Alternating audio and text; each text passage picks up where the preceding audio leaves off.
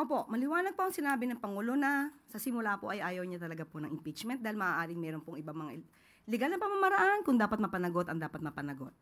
Pero ngayon po ang Vice Presidente po ay impeach na. Wala na po sa kamay ng Pangulo ito.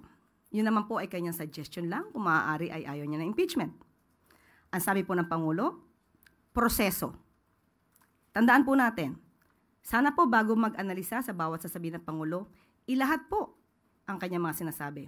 Hindi lamang po sa sinasabi niyang ayaw niya ng impeachment. Tatandaan po natin, sinabi niya, doon sa press con sa Kuala Lumpur, before the Malacanang press corps sa Kuala Lumpur, sinabi po niyang hindi siya tumatakbo sa laban.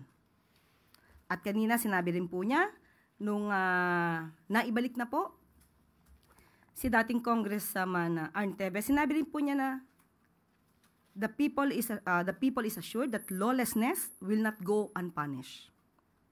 Sa pagkakataon pong itong impeachment trial, alam po natin that impeachment trial is not the business of the executive. Hindi po makikialam ang Pangulo patungkol po dyan, pero sinabi po niya na dapat umandar ang proseso, respeto ang due process. So, ito po ay nasa kamay na ng mga prosecutors, nasa kamay na po ng Senado. Pag sinabi po nating proseso, dapat sundin ang batas.